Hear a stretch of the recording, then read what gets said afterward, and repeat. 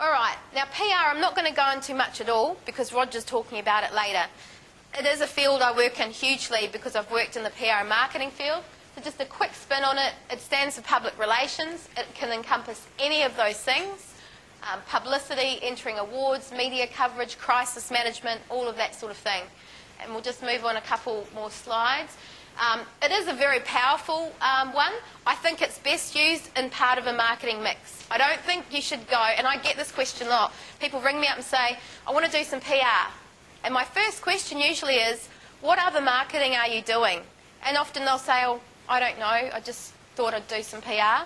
And I'll usually say you should consider other stuff because it works well in tandem, not very well on its own, I don't think, personally. That's my opinion. Now, the reason PR is good because if you get the editorial, it's usually way more powerful than the advertising. Hands up here who reads the words in a newspaper or a magazine. Hands up who reads every single ad in there. Anybody? No. My point taken. It gives you cred because the journalist is kind of endorsing you by hopefully giving a positive message about your product, service, company, whatever. And just like you, as a user, other people are more likely to read and engage with what's in there.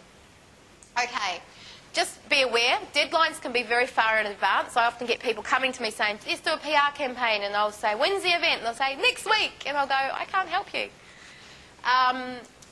Try radio or TV the day before. Some people go all out with the newspaper and magazines, and that's fine in advance. But often, the TV don't decide before the day. Be aware of that. Because here's a scenario. We did a PR campaign, we had TV interested, and then guess what? Steve Irwin died. Do you think we got any coverage? Absolutely none. Wasn't our fault, wasn't the client's fault, wasn't the press release's fault. Just bad timing, just one of those things. Who can do anything about that? So they literally decide on the day, TV and radio. Radio, a little bit more of a lead-in, but TV literally will go, right, what's on today? And then even then, I had one lined up 2 weeks ago. We had people here from America for a conference. And then I rang the guy and I said, are you still coming down? It was Channel 10. And he said, can't talk right now, I'm in Melania at a fire. The fire happened. So we lost our coverage. That's just how it works. Which is my next point. It's up to their discretion. A lot of people say, oh, I don't know about this publicity thing, putting it out there. People consider journalists a lot like car salesmen, politicians. They often don't trust them very much. And I had to live with that stigma being a journalist. And I had to always warm people up and say, it's okay, I'm not going to do anything scary, I'm just your friend, we're just having a chat.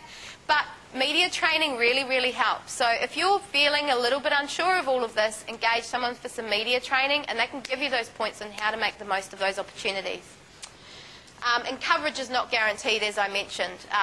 Despite everyone's best attempts, if it just doesn't work out, it just doesn't work out sometimes.